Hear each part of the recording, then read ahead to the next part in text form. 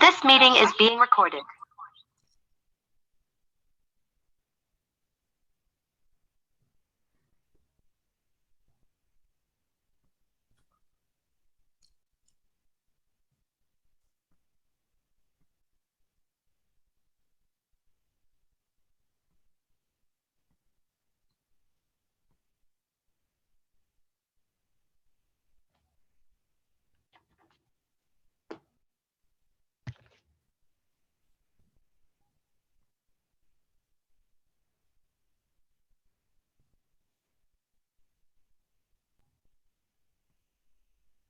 Just want to do a quick check with staff. Just let me know whenever you all are ready for me to begin.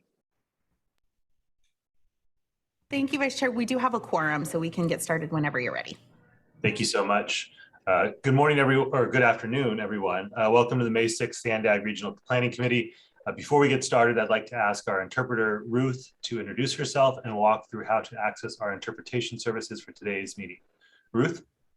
Yes, thank you. I will repeat the announcement in English. Para hacer uso del servicio de interpretación, por favor desplácese a la parte inferior de la pantalla de Zoom, donde aparecen los controles. Haga clic en el icono de interpretación, que es el globo terráqueo, y seleccione Spanish, español. Si está utilizando la aplicación móvil de Zoom en celular o tableta, presione los puntos suspensivos, luego Interpretation y luego el idioma. Gracias. Good afternoon. To use the Zoom interpreting feature, please scroll to the bottom of the Zoom screen where the meeting controls are located. Click on the interpretation icon, which is the world icon, and select English as your language. If you are joining using the Zoom mobile app on a cell phone or tablet, please press the ellipses, then interpretation, and then choose your language. Thank you.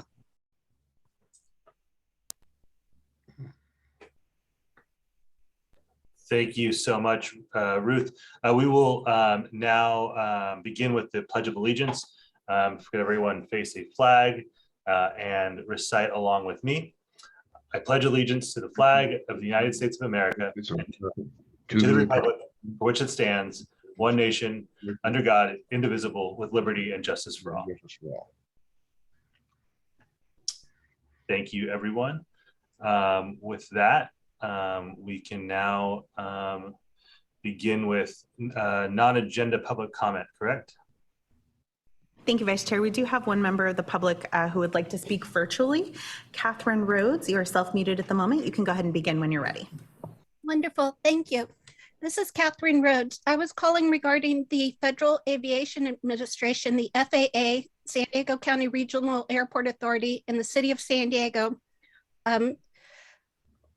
misinterpret FAA laws for obstruction evaluations. This morning, I talked with Michael Helvley, the head of the FAA obstruction evaluations, and he told me the city is wrong. They never told him to cut down any trees at all.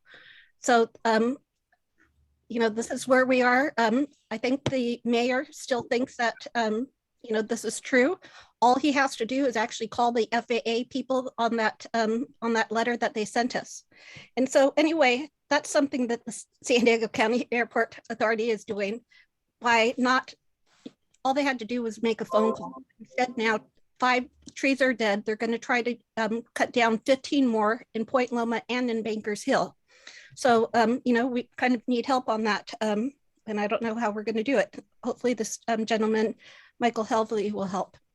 The next thing is that, you know, I mentioned this last week that I just found out that in 2016, the Airport Authority sabotaged Sandag and San Diego Metropolitan Transit Service by opposing a change to FAA rules that now allow for non-exclusive transit to the airport, and it could be with FAA airport revenue. So this is huge. You know, instead of the only $515 million, we could get, you know, $2 billion for the project.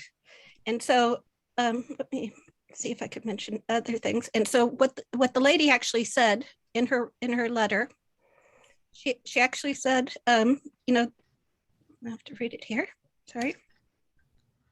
She actually said political influence. There's no mechanism for airports to resist local political pressure to use PFCs to fund rail projects in close proximity to the airport without strict controls. Without strict controls, the use of PFCs could be pressured to use PFC revenue to build projects that have little or no value to the airport or their stakeholders. For example, transfer of an adjacent property interest to the airport and a right-of-way could increase the apparent PFC eligibility for on-airport projects of the city. As a result, airports would have a huge hope that FAA rejects PFC applications to which the airport was opposed. And then they also said the people mover method could create unwarranted and astronomical cost eligibility. So she literally says it right there. You guys are eligible for all this money. She wrote it down. All you have to do is annex annex the land, and then all her fears that you guys are going to get all this money for transit will actually be realized, and that would be wonderful. Thank you. Thank you very much. And that concludes the public commenters. Thank you so much, Clerk. There's no in-person speakers, correct? Correct. We have no in-person speakers. Great. And I also should have, just to make sure our housekeeping is all in order, will you confirm that we have a quorum, please? Yes, thank you, Vice Chair. We do have a quorum. Thank you so much. With that, we can then now move to item number 2, agency report, which will be given by Antoinette Meyer, Director of Regional Planning. Thank you, Chair. Good afternoon, committee members. I have a lot of exciting news to share with you today. I'm sure you've already heard we got a lot of great media coverage, but on May 1st, we launched the Youth Opportunity Pass program, which is providing free transit to all youth in the San Diego region 18 and under. And this is really an incredible opportunity for our region's young people. And I think it's a really important reminder of the impact we have on the region's quality of life. The SANDAC project team has been working very closely with our partners at the county, MTS, and NCTD to get the word out about this first of its kind program, and we've been receiving some really positive feedback from across the region. In fact, we saw more than 1,500 Youth Pass signups during April, and this is 3 times as many signups as we saw the 3 months prior, so between January through March combined. We also recently announced that we are moving forward on the Central Mobility Hub project to make that connection, transit connection to the airport. And this is a fundamental objective of the 2021 regional plan. We will be providing a comprehensive report to the Board of Directors next Friday, May 13th, so listen in on that. We recently opened the 3-mile Landis Bikeway project in the city of San Diego. That makes for 11 miles of new bikeways that have been open to the public this year. And it's just in time for Bike to Work Day on May 19th. So we hope that you will hop on your bikes and you'll join us the morning of May 19th. Stop by one of our 100 pit stops around the region for Bike to Work Day and get your very cool t-shirt. And that concludes my report. Thank you very much. Thank you, Antoinette. If you have any public comments, do we have any public comment for this? Thank you. We do have one public comment. Catherine Rhodes, you can go ahead. Oh, lovely. And great news that you're going to bring something for the Central Mobility Hub next week. You know, the FAA law said that you're supposed to put your Central Mobility Hub right next to existing rail, like the Lausanne corridor, not underneath City Hall, a couple miles inland.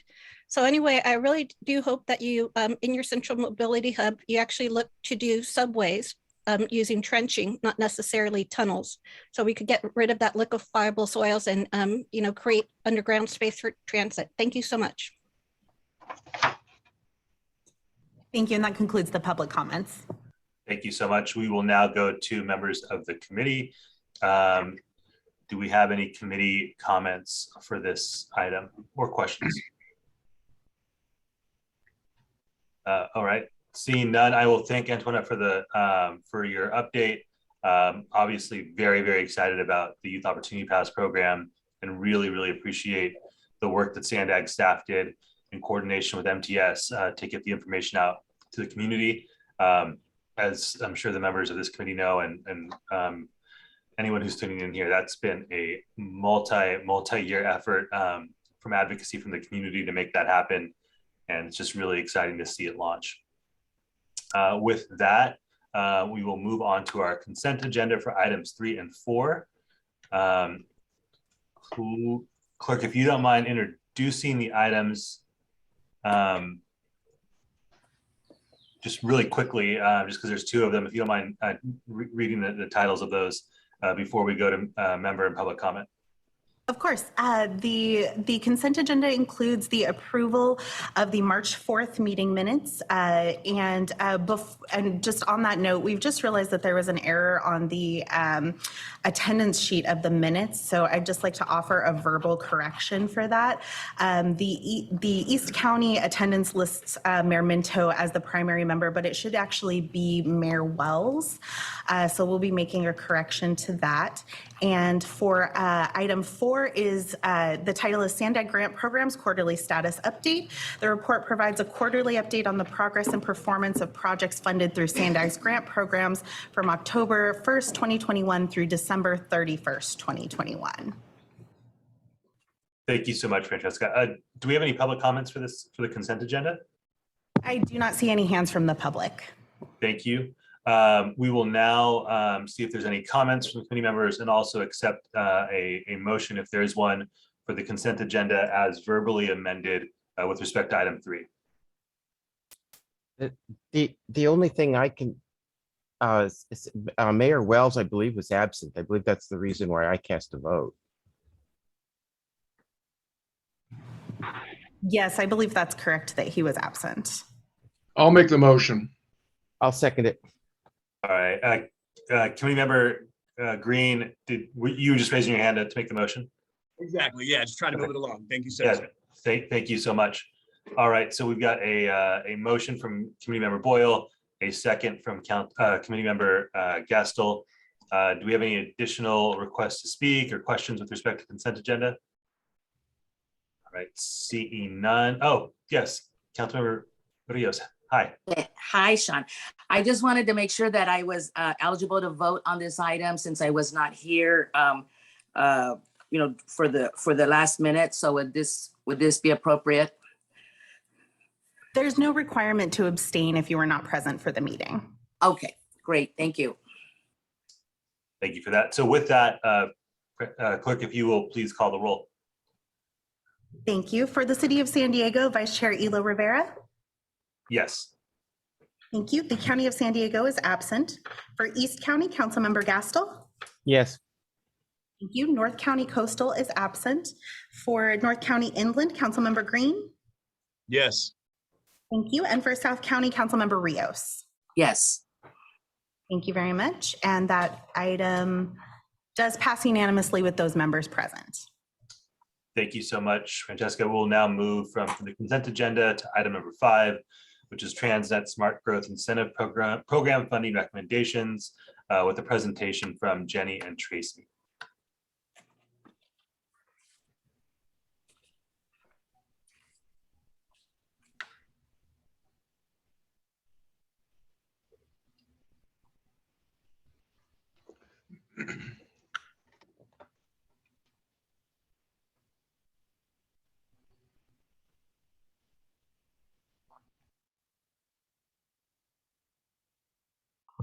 I see we're still getting situated. Please feel free to begin whenever you all are ready.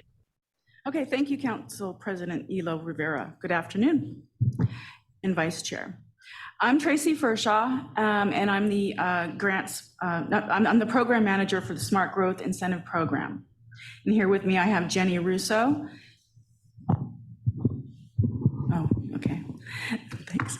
I have Jenny Russo, as she's the Grant Program Manager, and we are both here to answer any questions you might have at the conclusion of my presentation today. So we'll go ahead and jump right in. I'm happy to talk to you today about the funding opportunities available through the Smart Growth Incentive Program and provide some background on the program and its goals and objectives, accomplishments, and how the program is funded. So the Transnet Extension Ordinance includes funding for the Transnet Smart Growth Incentive Program, or SGIP.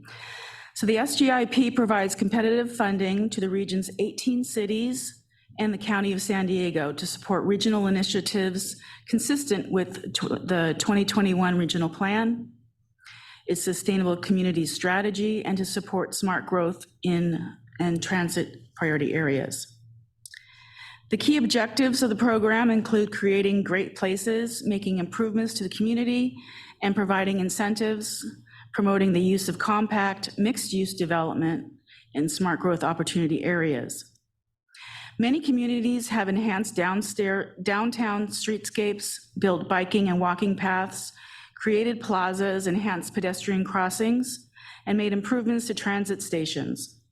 The program helps improve the health and quality of life of local communities in the San Diego region and supports the implementation of local climate action plans. Since the program was launched, 4 funding cycles have helped create more walkable, bike-friendly, and transit-oriented communities.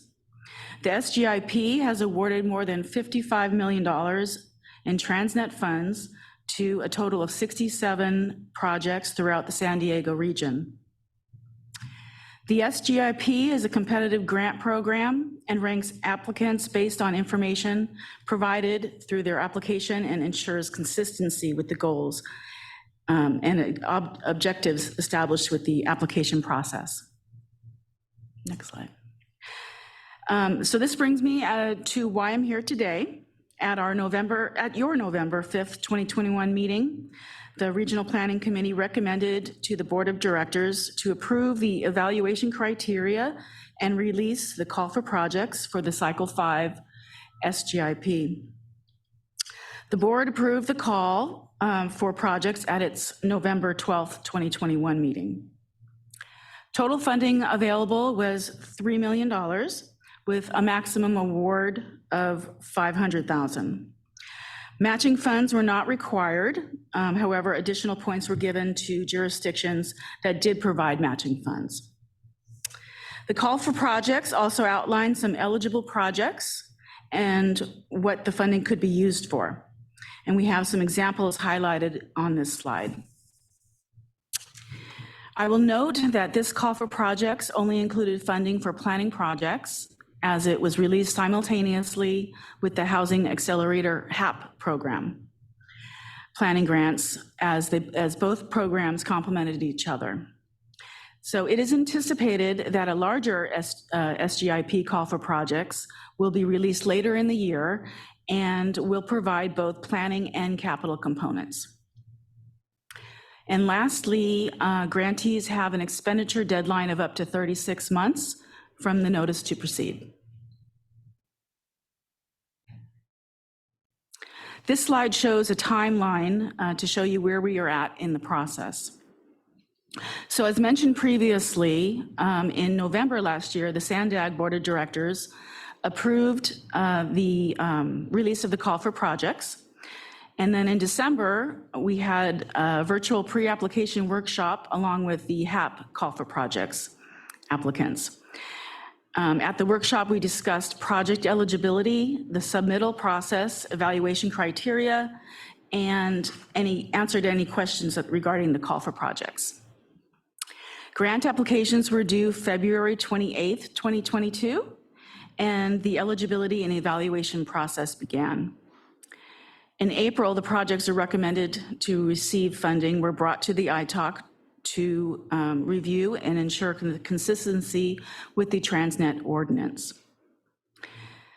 This month, staff is seeking recommendation from the RPC and approval from the Board of Directors to award funds and execute grant agreements. The SGIP received 5 applications.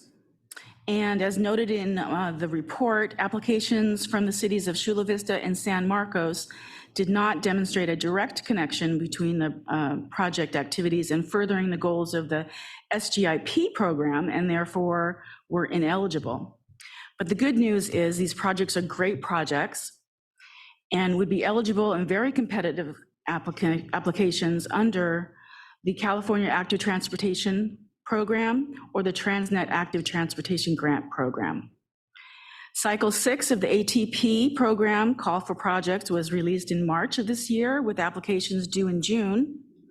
This will be followed by a regional call for projects funding opportunity. The ATGP Cycle 5 call for projects is anticipated to be released in December or early next year. So there will be 3 additional funding opportunities for these projects. Staff has reached out to the two cities' project staff to recommend that they apply for these programs. So along with the 3 remaining Smart Growth Incentive applications, 2 applications from the Housing Accelerator Program that were not recommended for full funding were considered under this program. And for staff is recommending that all 5 of these projects now receive funding. And this map here shows the 5 applicants. So this table shows the 5 projects that are recommended for funding. As you can see, the award amounts range from $175,000 to the maximum award of $500,000. And the cumulative award amount is approximately $1.9 million. Attachment 1 of the report includes the local match that this program is able to leverage, bringing about $4 million in investments to the San Diego region. The remaining $1.1 million in SCIP funding that was not awarded through this competitive process will be returned to the Smart Growth Incentive budget and made available through the next call for projects. The Cycle 6 call for projects is anticipated, like I said, for release in late 2022, early 2023, and will contain a much larger amount of funding from Cycle 5 and will be open to both planning and capital projects. Staff will present the draft goals, objectives, and evaluation criteria for the Cycle 6 call for projects to the Regional Planning Committee and Board later this year. So the Regional Planning Committee is asked today to recommend that the Board of Directors approve the funding recommendations for the Cycle 5 Transnet Smart Growth Incentive Program. And that concludes my presentation. And like I said, Jenny and I are here for any questions. Thank you so much for the presentation. Clerk, do we have any public comments for this item? I do not have any public comments on this item. All right, seeing none, do we have any comments, questions, or we will also entertain a motion for item 5.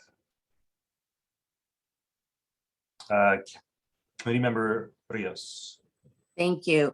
I just have a comment, no question, but I just want on behalf of National City, now that I see the list that includes National City, to thank you. If this passes today, this will definitely help to further housing productions and mitigate climate impacts through our updated climate action plan.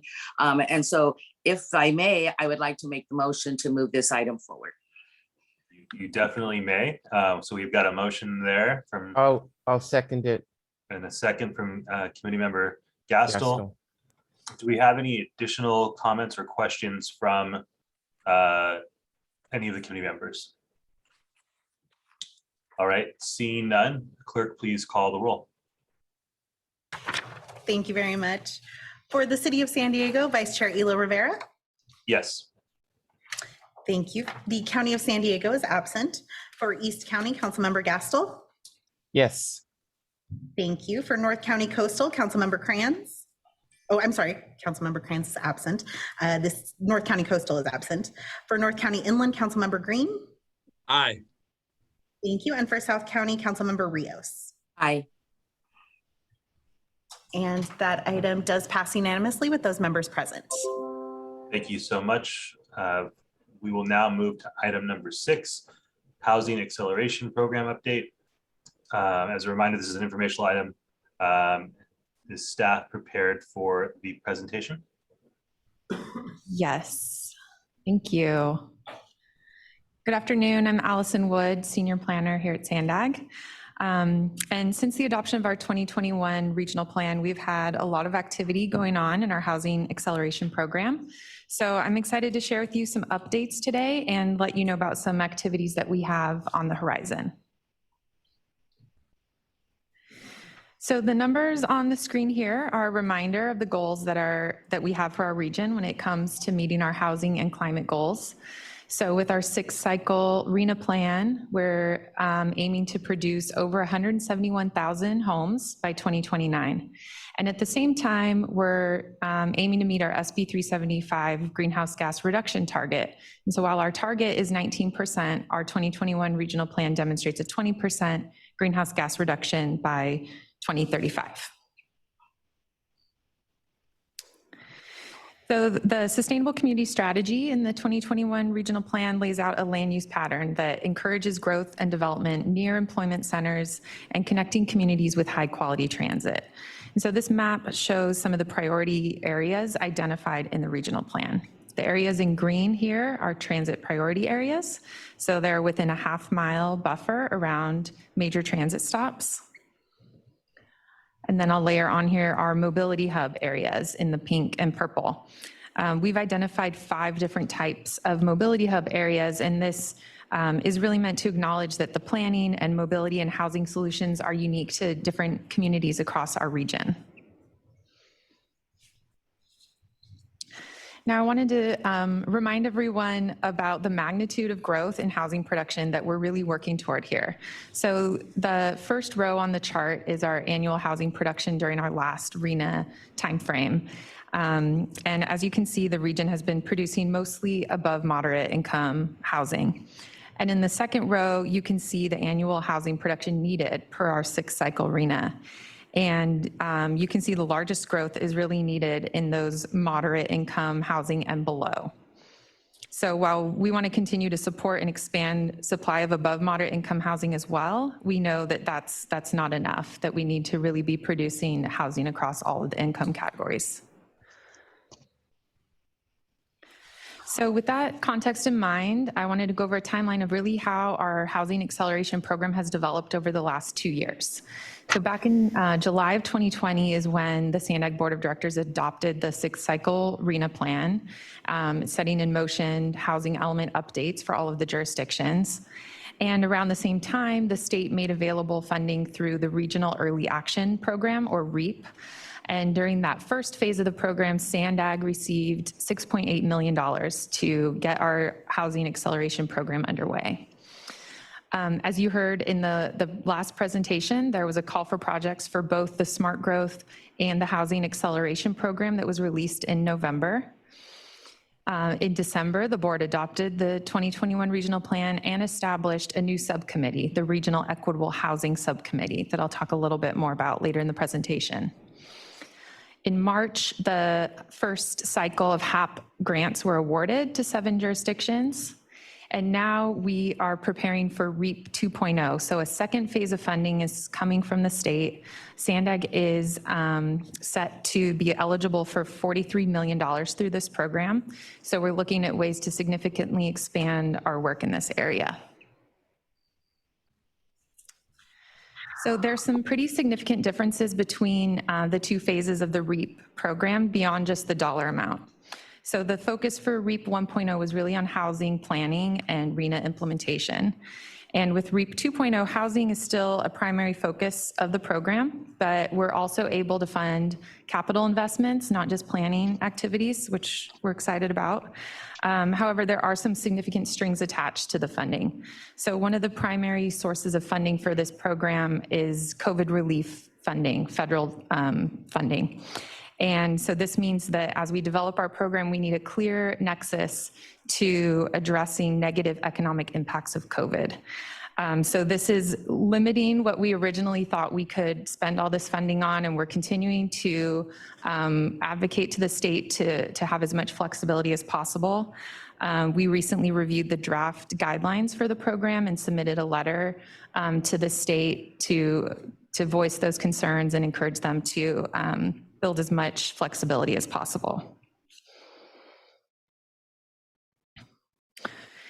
So throughout our program, as we've been developing our housing activities, engaging the local jurisdictions and the staff across all the local jurisdictions in the region has been key.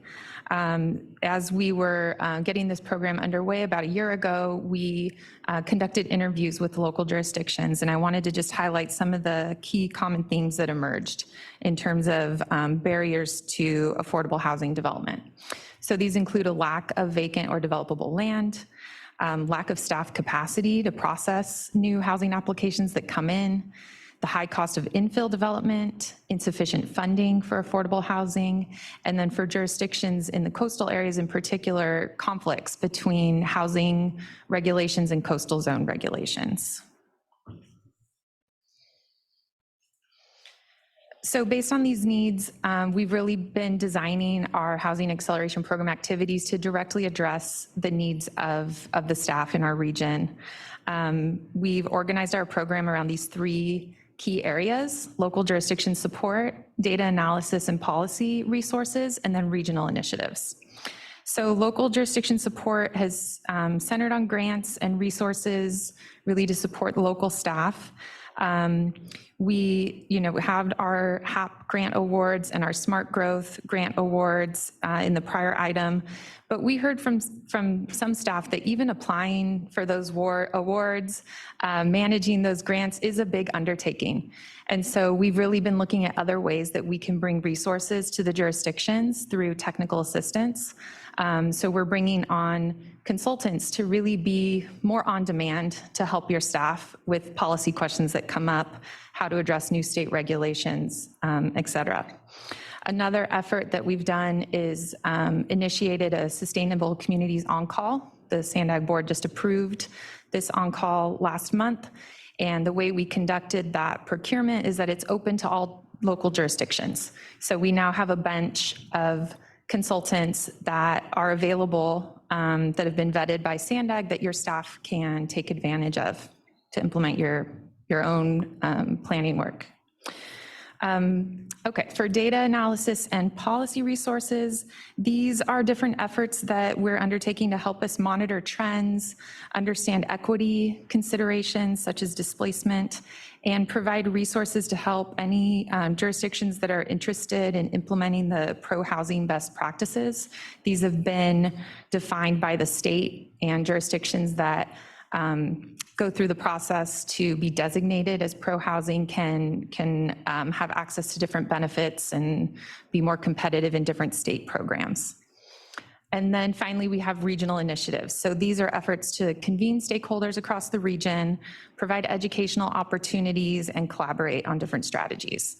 So right now we have a housing policy leadership forum underway where we have over 80 participants from across the region. And in addition, we're planning various policy forums to really bring information on what's happening at the state to our region as well. Another initiative is the Housing Acceleration Program Strategy, which I'll talk a little bit more about later in the presentation. And then finally, capital mapping. This is really an effort to gather information about development projects coming down the pipeline in our region and help match them with potential funding sources so that we're more competitive for grant opportunities and can identify partnership opportunities as well. So all of the work that we're doing in our Housing Acceleration Program is really meant to support the 6-cycle RHNA process and getting housing elements completed and implementing those housing elements. I do want to just take a moment to shine some light on the housing element progress in our region. Our housing elements were due over a year ago in April of 2021. And while we have 7 jurisdictions with certified elements, we recognize that there are many still pending. And I'm sure many of you are aware that the process to obtain this certification from the state, from HCD, has been really tough this cycle. And so these numbers don't represent the amount of work that has gone in from jurisdictions from our region to really work to get these housing elements completed. I wanted to just bring this up in the meeting today so that you all are aware that we're working with your staff. We want to hear if there are other ways that we can support you. We really feel like we want to get through the planning process so we can focus on the hard work of implementing these plans. One thing that we are doing is setting up a meeting with HCD in the next month. We'll be inviting all the planning staff to attend, especially those that are still pending certification, so that we can coordinate on remaining issues and understand what else we can do to really get to the finish line on these. Okay, shifting gears slightly here, I wanted to provide an update on our Regional Equitable Housing Subcommittee. So this is a subcommittee of the Board of Directors, and you can see the membership on the slide here. The group is chaired by Supervisor Tara Lawson-Remer from the county. And the subcommittee has met 3 times since it was formed in the beginning of the year. And these are the 3 areas of focus in the subcommittee's work plan. So the first is developing the Housing Acceleration Program strategy. The second is exploring a regional housing finance agency. And then the third is focusing on possible revenue opportunities. So a little bit more on the Housing Acceleration Program strategy. This is meant to be a very action-oriented strategy to guide SANDAG's work in the coming years for our housing program. And these are 5 policy goals that are guiding this strategy. So the first is producing housing for all. So this is meant to support and implement policies to increase housing production in all kinds of locations and enhance quality of life. The second is preserve vulnerable housing. So this is about supporting proactive strategies to preserve at-risk affordable housing. The third is promote equity, inclusion, and sustainability. So this is implementing housing solutions that address legacies of inequity in housing, ensure that housing is safe, healthy, and accessible, and we're providing opportunities for everyone, and that housing solutions should promote sustainability, preservation of open space, and climate resilient communities. And then the fourth is protecting tenants. So supporting renters by informing tenants of their legal rights and creating protections to minimize economic eviction or unsustainable rent increases. And then the final is prevent displacement. So this is implementing policies that prevent vulnerable residents from harmful outcomes of displacement resulting from improvements in neighborhood amenities. So this strategy is under development and we'll continue to work with the subcommittee to complete the strategy and hopefully bring that forward to the Board of Directors later this year. So with regard to the Regional Housing Finance Agency, the subcommittee has been taking a hard look at Senate Bill 1105 and working closely to inform the development of this bill. So the bill is introduced by Senator Ben Hueso to create a regional, equitable, and environmentally friendly affordable housing agency, or SDREAF is the acronym here. The bill describes formation of a new agency with a new governance structure, programmatic criteria for expenditures, and the authority to generate revenue via a variety of innovative mechanisms. So this bill is making its way through the Senate right now, and the author is really keen on incorporating feedback from our region in this process. So along with the subcommittee, we've assembled a housing task force, bringing together stakeholders from across the region to really provide that forum for stakeholders to engage in the process and provide their input. And I did want to note here that the subcommittee chair, Supervisor Lawson-Remer, will be providing an update on Senate Bill 1105 to the SANDAG board at its next meeting on May 13th. Okay, now finally, I'd like to move on to the REAP 2.0 program. So I spoke a little bit about what we're doing with our REAP 1.0 program to date, but with SANDAG being eligible for significantly more funding, we're honing in on this program and working to develop how we want to shape the use of these funds. So these are the REAP 2.0 program objectives from the state, and they very much align with the goals of our 2021 regional plan. So we have accelerating infill and affordable development, multimodal communities, shifting travel behavior, increasing transit ridership, and again, as I mentioned, addressing those economic impacts of COVID. The state has indicated they're really looking for transformative planning and implementation projects, and all activities need to have that close tie with housing. So while it is a housing program, they're crafting guidelines in a way where they want to see projects that come forward and can achieve multiple objectives. So the timeline for developing our program and spending the funds is relatively quick. The legislature passed AB 140 last year, which established the program. We are currently eligible to receive a 10% advance allocation. So we're working to submit that application as we speak. And that initial 10% will be used to focus on outreach and engagement efforts as we design the program and work on our application for the remaining funds. The state is still finalizing their guidelines, but we anticipate those to be available later this spring. And then we're required to submit our application before the end of the year. And then the timing for expending the funds is that they all must be expended by June of 2026. So as we work on our application, we're also preparing for a future call for projects that will be kind of the second round of the Housing Acceleration Program call for projects, so that we can get that funding out the door and allow as much time for those awards to be implemented. So that was a lot to cover. I just wanted to end with a few highlights of what we're working on throughout the rest of the year. So we'll be continuing to implement the Housing Acceleration Program activities that are underway and really getting more technical assistance resources out the door. We'll continue to engage our subcommittee with the Regional Housing Finance Agency legislation. And then on REAP 2.0, we'll be ramping up our outreach and engagement efforts, working with our working groups and your staff as we continue to develop that program and prepare for a call for projects toward the end of the year, so that we can also submit our REAP 2.0 application to the state and receive those funds. So that concludes my presentation. I'll hand it back to you, Vice Chair Elo Rivera. Happy to answer any questions. Thank you, Allison. There was a lot to cover, but this is, probably the most important issue in our region, perhaps, the whole state. So appreciate that.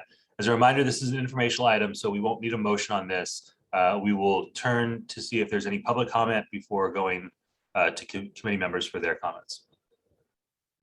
Thank you, Vice Chair. We do have one member of the public who would like to speak. Catherine Rose, you can go ahead when you're ready. Lovely, thank you. And this was for Senate Bill 1105.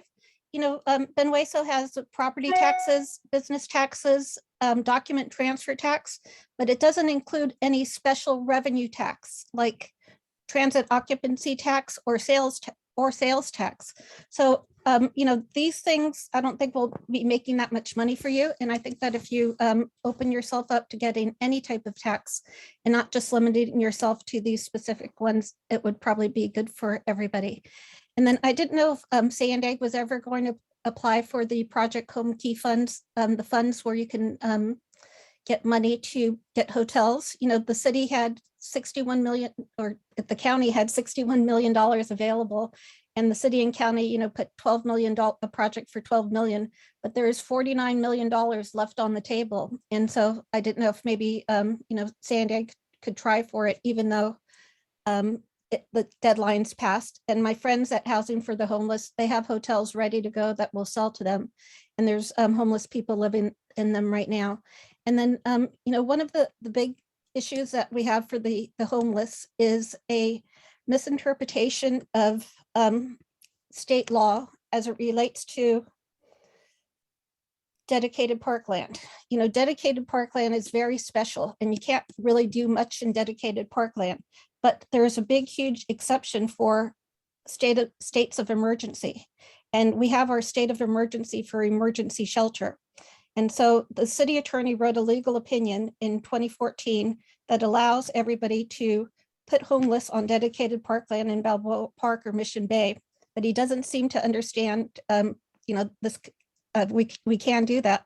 So I didn't know if maybe Sandag could look at the issue and then see if we could put homeless in Balboa Park or Mission Bay flat out. And I'm positive we can. We're just getting some bad information right now. Thank you so much. And that concludes the public comments. Thank you so much. Do we have any committee members' questions or comments on this informational item? All right, seeing none from my colleagues, I will just say thank you for the presentation here. I appreciate the way Sandag is leaning in on housing, whether it's in the variety of ways that have been mentioned here. It's just, again, incredibly important Obviously, City of San Diego, we see it on our streets, but we see it in a variety of other ways as well. From folks no longer being able to afford to live here, and really questioning whether or not they have a future in the San Diego region as a result of our housing shortage. So thank you, Sandag, for the work on this. Really appreciate that. Seeing no additional comments from my colleagues or requests to speak, and this being an informational item, we can now move to item 7, which is upcoming meetings. Our next Regional Planning Committee meeting is scheduled for June 3rd, 2022 at 12:30 p.m. Seeing no additional comments there, we are now adjourned. See you all next month.